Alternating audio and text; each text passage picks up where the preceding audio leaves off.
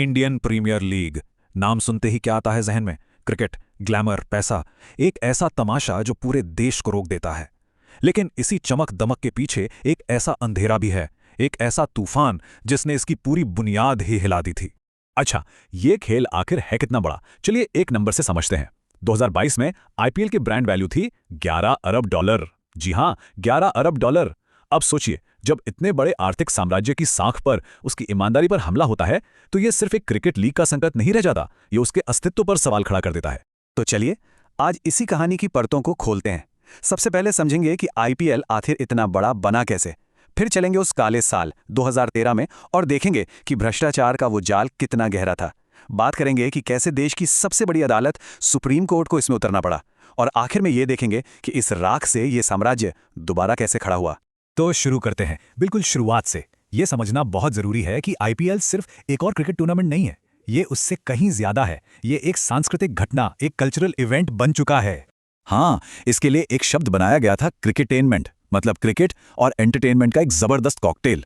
दुनिया के बड़े बड़े सुपरस्टार्स, तेज गेंदें, ऊंचे छक्के और साथ में बॉलीवुड का तड़का। इसी फॉर्मूले ने इसे रातों रात दुनिया की सबसे बड़ी और सबसे अमीर क्रिकेट लीग बना दिया। यहां खेल और ग्लैमर के बीच की लाइन मानो धुंधली हो जाती है। लेकिन फिर आया साल 2013 और इस सारी चकाचौंध पर एक ऐसा गहरा दाग लगा जिसने सब कुछ बदल दिया। ये वो साल था जब आईपीएल की नींव पर, उसकी ईमानदारी पर सबसे बड़ा सवाल उठा और इस झटके ने पूरे देश को हिलाकर रख दिया। और पता है, ये सब कुछ इतनी तेजी से हुआ कि किसी को संभलने का मौका ही नहीं मिला। मई 2013 दिल्ली पुलिस राजस्थान रॉयल्स के 3 खिलाड़ियों को उठा लेती है। कुछ ही हफ्तों के अंदर चेन्नई सुपर किंग्स के एक बहुत बड़े अधिकारी गुरुनाथ मयप्पन सलाखों के पीछे, और फिर कहानी पहुंचती है राजस्थान रॉयल्स के सह मालिक राज कुंद्रा तक। मतलब बात सिर्फ खिलाड़ियों तक नहीं रही, ये आग मालिकों के घर तक पहुंच चुकी थी। तो ये जो बार बार शब्द आ रहा है स्पॉट फिक्सिंग, ये आखिर है क्या? देखिए, ये मैच फिक्सिंग से थोड़ा अलग है। मैच फिक्सिंग में तो पूरा नतीजा ही तय कर दिया जाता है कि कौन जीतेगा, कौन हारेगा। लेकिन स्पॉट फिक्सिंग में ऐसा नहीं होता। यहाँ मैच के किसी एक छोटे से पल को, जैसे कि एक नो बॉल कब फेंकी जाएगी, इसे फिक्स किया जाता है। और ये सब होता है सट्टेबाजों को मोटा पैसा कमाने के लिए। अब जरा इस जाल की गहराई देखिए। ये कोई एक दो लोगों का काम नहीं था। इसमें खिलाड़ी थे, टीम के मालिक थे और थे सट्टेबाज। मतलब एक पूरा का पूरा नेटवर्क काम कर रहा था। तो इस जाल में सबसे पहले कौन फंसा? वो खिलाड़ी जिन पर लाखों फैंस भरोसा करते थे। और इसमें कोई छोटे मोटे नाम नहीं थे। एस श्रीसंत, भारत के स्टार तेज गेंदबाज, उन पर आरोप लगा कि उन्होंने पैसे लेकर जानबूझकर नो बॉल फेंकी। उनके साथ अजित चंदीला और अंकित चौहान जैसे खिलाड़ी भी थे, जिन पर सट्टेबाजों से पैसे लेकर मैच के कुछ हिस्सों से छेड़छाड़ करने का आरोप लगा। लेकिन कहानी यहां रुकी नहीं, बल्कि यहां से तो और भी ज्यादा चौंकाने वाली हो गई।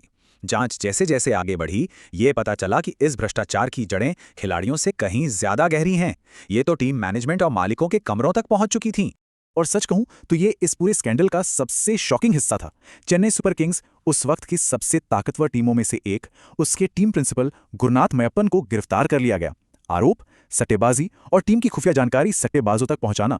दूसरी तरफ राजस्थान रॉयल्स के सह मालिक राज कुंद्रा ने तो खुद ही कबूल कर लिया कि वो अपनी ही टीम पर सट्टा लगाते थे। अब सोचिए, ये सिर्फ कुछ खिलाड़ियों की लालच का मामला नहीं था, ये एक सिस्टमिक प्रॉब्लम बन चुकी थी। अच्छा, तो ये सब मैदान पर होता कैसे था? तरीका सुनकर हैरानी होगी कि ये कितना सिंपल था। सट्टेबाज किसी खिलाड़ी से बात करते थे। एक सीक्रेट सिग्नल तय होता था, जैसे पैंट में तौलिया रखना।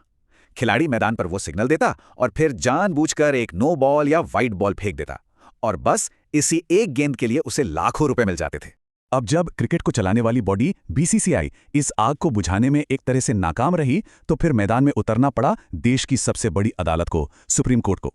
क्योंकि अब ये सिर्फ क्रिकेट का संकट नहीं था, ये गवर्नेंस का, शासन का संकट बन चुका था। और सुप्रीम कोर्ट ने अपनी नाराजगी जाहिर करने में कोई कसर नहीं छोड़ी। उस वक्त के बीसीसीआई अध्यक्ष थे एन श्रीनिवासन। उनका दामाद गुरुनाथ मयप्पन गिरफ्तार हो चुका था, लेकिन वो पद छोड़ने को तैयार नहीं थे। इसी पर कोर्ट ने एक बहुत ही सख्त टिप्पणी की। उन्होंने कहा, यह स्थिति घिनौनी है। ये एक लाइन ही काफी थी ये बताने के लिए कि हितों का टकराव और संकट कितना गंभीर था। तो अब इस पूरे मामले की तह तक जाने के लिए सुप्रीम कोर्ट ने अक्टूबर 2013 में एक कमेटी बनाई, जस्टिस मुकुल मुदगल की अध्यक्षता में। इस कमेटी का बस एक ही काम था, भ्रष्टाचार के हर आरोप की निष्पक्ष जांच करना और ये पता लगाना कि सिस्टम में गड़बड़ कहां है। और जब फरवरी 2014 में मुदगल कमेटी की रिपोर्ट सामने आई, तो वो किसी धमाके से कम नहीं थी। रिपोर्ट ने साफ साफ कहा कि मयप्पन और कुंद्रा सट्टेबाजी में शामिल थे। इसने बीसीसीआई अध्यक्ष श्रीनिवासन पर भी हितों के टकराव को लेकर सवाल उठाए। लेकिन सबसे जरूरी बात, रिपोर्ट ने सिर्फ लोगों को दोषी नहीं ठहराया, उसने आईपीएल के पूरे गवर्नेंस सिस्टम की नाकामी को दुनिया के सामने लाकर रख दिया। इस रिपोर्ट के बाद आईपीएल की खोई हुई इज्जत को वापस पाने का एक बहुत मुश्किल सफर शुरू हुआ। इसके लिए चाहिए थे कड़े फैसले, बड़े सुधार और ये देखने की हिम्मत कि क्या ये लीग इस झटके को झेल भी पाएगी। और जो सजा दी गई वो क्रिकेट के इतिहास में पहले कभी नहीं देखी गई थी। 2 बड़ी टीमें चेन्नई सुपर किंग्स और राजस्थान रॉयल्स 2 साल के लिए सस्पेंड। दोनों टीमों के मालिक मयप्पन और कुंद्रा क्रिकेट की दुनिया से हमेशा के लिए बैन, और जो खिलाड़ी इसमें शामिल थे उन पर भी लंबे बैन लगे। ये एक बहुत ही साफ और सख्त संदेश था। लेकिन बात सिर्फ सजा तक नहीं रुकी। असली बदलाव आया सिस्टम में। जहां पहले निगरानी कमजोर थी, वहां अब एक मजबूत एंटी करप्शन यूनिट बनाई गई। अधिकारियों के लिए नियम और कड़े कर दिए गए, और हाँ, खिलाड़ियों के लिए एंटी करप्शन वर्कशॉप्स को जरूरी बना दिया गया ताकि भविष्य में कोई खिलाड़ी इस जाल में ना फंसे।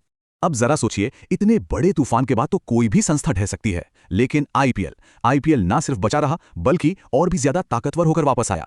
ये फैंस का अटूट भरोसा ही था और कॉर्पोरेट वर्ल्ड का सपोर्ट, जिसने आईपीएल को अपने सबसे बुरे दौर से निकलने में मदद की। तो आईपीएल ने अपने इतिहास की सबसे बड़ी लड़ाई लड़ी और वो जीत भी गया।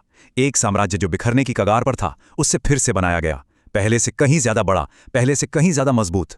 लेकिन एक सवाल आज भी हवा में है कि जहां इतना पैसा, इतना ग्लैमर और इतने बड़े दांव लगे हों, क्या वहां भ्रष्टाचार का खतरा सच में कभी पूरी तरह से खत्म हो सकता है?